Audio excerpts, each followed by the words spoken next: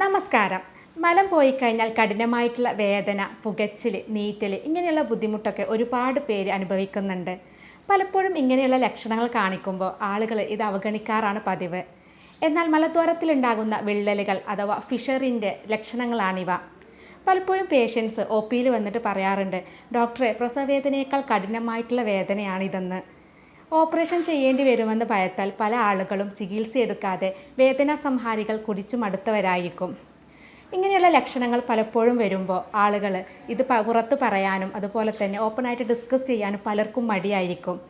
പലപ്പോഴും ഇതിൻ്റെ ഭാഗമായിട്ട് ഇഷ്ടഭക്ഷണങ്ങൾ ഒഴിവാക്കേണ്ടി വരും, അല്ലെങ്കിൽ യാത്രകൾ ഒഴിവാക്കേണ്ടി വരും.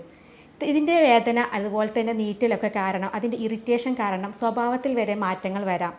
ഇത്തരം ആളുകൾക്ക് ടോയ്ലറ്റിൽ പോകുന്നതും രാവിലെയാകുന്നതും ഒരു പേടി സ്വപ്നമായിരിക്കും. അപ്പോൾ ഇങ്ങനെയുള്ള ബുദ്ധിമുട്ടൊക്കെ നിങ്ങൾക്കുണ്ടോ എങ്കിൽ ഈ വീഡിയോ നിങ്ങൾ തീർച്ചയായിട്ടും കാണുക.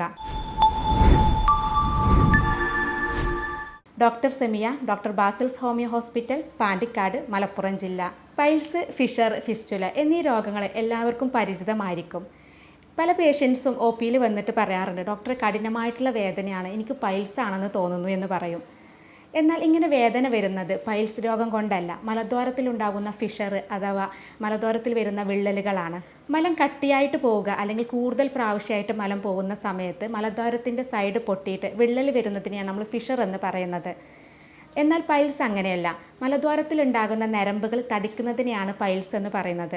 ഇങ്ങനെ തടിച്ച് നിൽക്കുന്ന സമയത്ത് നമ്മുടെ മലദ്വാരത്തിലൂടെ മലം പോകാൻ സ്പേസ് കുറവായിരിക്കും. ഈ സമയത്ത് നമ്മൾ കൂടുതൽ പ്രഷർ കൊടുക്കുന്ന സമയത്ത് മലദ്വാരത്തിൻ്റെ സൈഡ് പൊട്ടിയിട്ട് ഫിഷർ വരാം. അങ്ങനെയാണ് നമുക്ക് പൈൽസ് ഉള്ള രോഗികൾക്ക് വേദന വരുന്നത്. എന്നാൽ ഫിസ്റ്റുല ഇത് രണ്ടുമല്ല. നമ്മുടെ മലദ്വാരത്തിൽ മാറിയിട്ട് ചെറിയ ഹോള് വന്ന് അതിൽ നിന്ന് ചെറിയ തടിപ്പുണ്ടായി അതിൽ നിന്ന് പഴുപ്പും നീരും പോകുന്നതിനെയാണ് നമ്മൾ ഫിസ്റ്റുല എന്ന് പറയുന്നത്. അപ്പോൾ ഇത്തരം രോഗങ്ങൾ പലപ്പോഴും നമ്മൾ ചികിത്സ എടുക്കാൻ പോകുമ്പോൾ സർജറി ആയിരിക്കും പറയുന്നുണ്ടാവുക. എന്നാൽ സർജറി ചെയ്ത് കഴിഞ്ഞാൽ ഒരു 90% കേസിലും ഇത് തിരിച്ചു വരാറുണ്ട്. മിക്ക ആളുകളും ഓയിൻമെൻറ്റുകൾ സ്ഥിരമായിട്ട് പുരട്ടാറുണ്ട്, ഓയിലുകൾ പുരട്ടാറുണ്ട്, സ്ഥിരമായിട്ട് സിറ്റ്സ് ബാത്ത് ചെയ്യുന്നവരുണ്ട്, മോഷൻ ക്ലിയർ ആവാൻ വേണ്ടിയിട്ട് സ്ഥിരമായിട്ട് മരുന്നുകൾ ഉപയോഗിക്കുന്നുണ്ട്.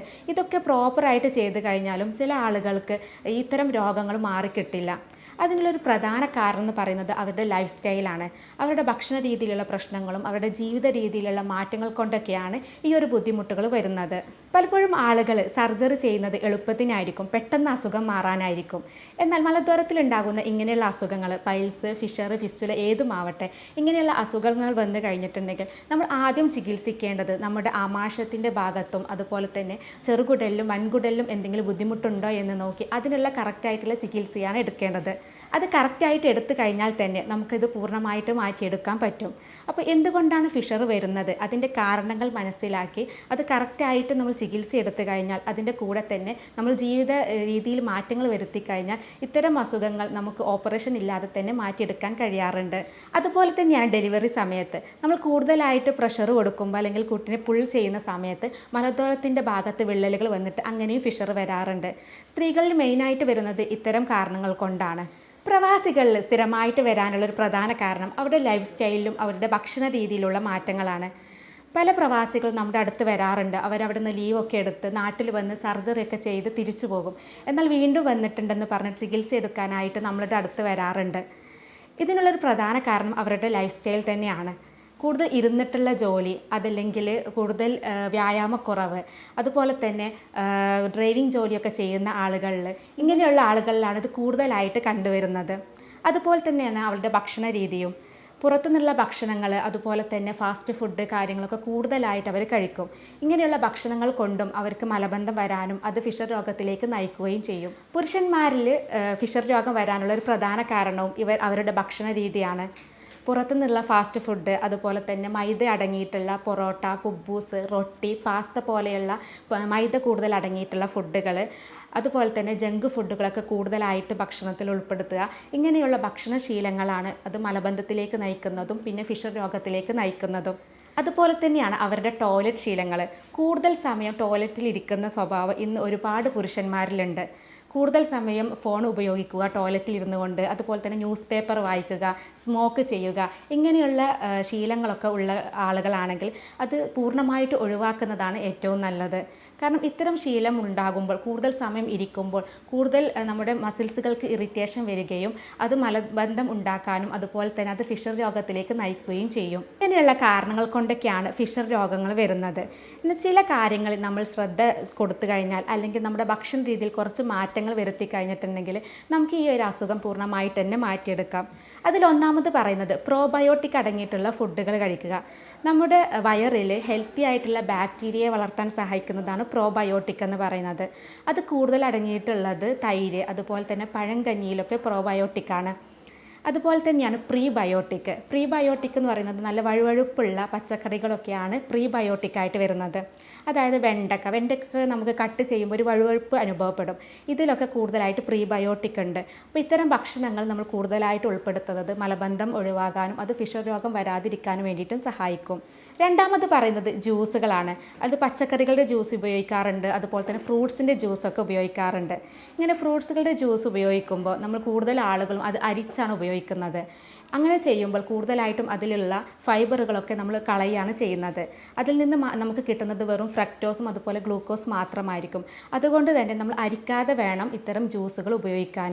അതുപോലെ തന്നെയാണ് വെജിറ്റബിൾ ജ്യൂസുകൾ. പല ആളുകളും സ്ഥിരമായിട്ട് പാവക്ക ജ്യൂസ് കഴിക്കാറുണ്ട്, അതുപോലെ അലോവേറ ജ്യൂസൊക്കെ കഴിക്കാറുണ്ട്. എന്നാൽ സ്ഥിരമായിട്ട് പാവക്ക ജ്യൂസ് കഴിക്കുന്നത് നമ്മുടെ കിഡ്നിക്ക് ഡാമേജ് വരുത്തും. അതുകൊണ്ട് തന്നെ അത്തരം ജ്യൂസുകൾ നമ്മൾ ആഴ്ചയിൽ 1-2 ദിവസം ഉപയോഗിക്കുന്നതാണ് നല്ലത്. ഇത്തരം ജ്യൂസുകൾ ഉപയോഗിക്കുന്നത് നമുക്ക് മലബന്ധം ഒഴിവാക്കാൻ വേണ്ടി സഹായിക്കുന്നതാണ്. അതുപോലെ പേരക്ക, പപ്പായ, പാഷൻ ഫ്രൂട്ട് ഇതിലൊക്കെ കൂടുതലായിട്ട് ഫൈബർ അടങ്ങിയിട്ടുണ്ട്. ഇത്തരം ഫ്രൂട്ട്സുകൾ സ്ഥിരമായിട്ട് കഴിക്കുന്നതും വളരെ നല്ലതാണ്. ഇനി മറ്റൊരു കാര്യം ശ്രദ്ധിക്കേണ്ടത് ഫാറ്റ് കണ്ടൻറ്റ് കൂടുതലുള്ള ഭക്ഷണങ്ങൾ കഴിക്കുന്നതും ഈ ഫിഷർ രോഗം വരാതിരിക്കാൻ വേണ്ടി സഹായിക്കും. സാധാരണ ഫാറ്റ് കണ്ടൻറ്റ് കൂടിക്കഴിഞ്ഞിട്ടുണ്ടെങ്കിൽ നമുക്ക് ബൈലിൻ്റെ സെക്രീഷൻ കൂടുതലാവുകയും ഇത് നമ്മുടെ വയറിലുള്ള ദഹനം കൂടുതലാക്കുകയും ചെയ്യും. അതുകൊണ്ട് തന്നെ മലബന്ധം വരാതെ സഹായിക്കും. അതുകൊണ്ട് തന്നെ ഫാറ്റ് കൂടുതൽ അടങ്ങിയിട്ടുള്ള മീനുകൾ, അതുപോലെ തന്നെ ചീസ്, ബട്ടർ, അവോക്കാഡോ പഴം ഇതൊക്കെ കൂടുതലായിട്ട് ഭക്ഷണത്തിൽ ഉൾപ്പെടുത്തുക. എന്നാൽ ഇത്തരം ഫുഡുകൾ സ്ഥിരമായിട്ട് ഉപയോഗിക്കാതിരിക്കുക. കാരണം ഫാറ്റ് കണ്ടൻറ്റ് കൂടുതലായി കഴിഞ്ഞാലും നമ്മുടെ ശരീരത്തിന് അത് പ്രശ്നങ്ങളുണ്ടാക്കും. അതുപോലെ തന്നെ വളരെ പ്രധാനപ്പെട്ട ഒന്നാണ് വെള്ളം കുടിക്കുക. നമ്മൾ ഡെയിലി ഒരു 2-2.5 ലിറ്റർ വെള്ളം കുടിക്കേണ്ടത് അത്യാവശ്യമാണ്. അത് നമുക്ക് മലബന്ധം വരാതിരിക്കാൻ വേണ്ടിയിട്ടും അതുപോലെ ഫിഷർ പോലെയുള്ള രോഗങ്ങൾ വരാതിരിക്കാൻ വേണ്ടിയിട്ടും സഹായിക്കും. അപ്പോൾ പൈൽസ്, ഫിഷർ, ഫിസ്റ്റുല ഇങ്ങനെയുള്ള രോഗങ്ങൾ വന്നു കഴിഞ്ഞാൽ അല്ലെങ്കിൽ ഇതിൻ്റെ ലക്ഷണങ്ങൾ കാണിച്ചു കഴിഞ്ഞാൽ തീർച്ചയായിട്ടും ഒരു ഡോക്ടറെ കാണിച്ച് നമ്മൾ അതിനുള്ള കറക്റ്റായിട്ടുള്ള ചികിത്സ എടുക്കണം. പലപ്പോഴും ഈ രോഗം നിർണ്ണയിക്കുന്നത് നമ്മൾ അതിൻ്റെ ലക്ഷണങ്ങൾ നോക്കിയിട്ടാണ്. അതുപോലെ തന്നെ നമ്മൾ റെക്ടൽ എക്സാമിനേഷൻ നമ്മൾ ആ ഭാഗം പരിശോധിച്ച് കഴിഞ്ഞാൽ അത് പൈൽസ് ആണോ, ഫിഷർ ആണോ, ഫിസ്റ്റുലയാണോ അല്ലെങ്കിൽ മറ്റെന്തെങ്കിലും രോഗമാണോ എന്നുള്ളത് നമുക്ക് മനസ്സിലാക്കാൻ പറ്റും. എന്നാൽ കൂടുതൽ ഉള്ളിലോട്ടുള്ള എന്തെങ്കിലും അസുഖമാണെങ്കിൽ അല്ലെങ്കിൽ ഇൻറ്റേർണൽ പൈൽസ് ഒക്കെ ആണെങ്കിൽ നമുക്ക് ഉള്ളിലോട്ട് കുഴലിറക്കിയിട്ടുള്ള കൊളനോസ്കോപ്പി പോലെയുള്ള ടെസ്റ്റുകൾ ചെയ്യേണ്ടി വരും. അത്തരം ടെസ്റ്റുകൾ ചെയ്ത് കഴിഞ്ഞാൽ നമുക്ക് കറക്റ്റായിട്ട് എന്താണ് അസുഖം എന്നുള്ളത് അറിയാൻ പറ്റും. ഇനി ചികിത്സയിലേക്ക് വരികയാണെങ്കിൽ ഇതിന് വളരെ ഫലപ്രദമായിട്ടുള്ള ചികിത്സ ലഭ്യമാണ്. നമ്മളിവിടെ ചെയ്യുന്നത് രോഗിയുടെ ശാരീരികവും മാനസികവുമായിട്ടുള്ള കാര്യങ്ങൾ പഠിച്ച് യൂറോപ്യൻ നിർമ്മിത സോഫ്റ്റ്വെയറുകൾ ഉപയോഗിച്ച് രോഗനിർണയവും മരണനിർണയവും നടത്തുകയാണ് ചെയ്യുന്നത്. ജർമ്മനിയിൽ നിന്ന് ഇറക്കുമതി ചെയ്യുന്ന പൊട്ടൻസി മരുന്നുകളാണ് നമ്മളിവിടെ ഉപയോഗിക്കുന്നത്. അതുകൊണ്ട് തന്നെ കൂടുതൽ ആളുകൾക്ക് ഇത്തരം രോഗങ്ങൾ പൂർണ്ണമായി മാറ്റിയെടുക്കാൻ നമുക്ക് സാധിച്ചിട്ടുണ്ട്. ഇനി നേരിട്ട് ഹോസ്പിറ്റൽ വരാൻ ബുദ്ധിമുട്ടുള്ളവർക്ക് നമ്മൾ മെഡിസിൻ കൊറിയറായിട്ട് നേരിട്ട് വീട്ടിലേക്ക് എത്തിക്കുന്നുണ്ട്. ഇത്തരം ചികിത്സാ രീതിയെക്കുറിച്ച് അറിയാനും ഓൺലൈൻ കൺസൾട്ടേഷനെ കുറിച്ച് അറിയാനും ഈ താഴെ കാണുന്ന നമ്പറിൽ ബന്ധപ്പെടാവുന്നതാണ്. സ്നേഹത്തോടെ doctor Semiya, doctor Basil's homeo hospital, Pandikkad, Malappuram ജില്ല.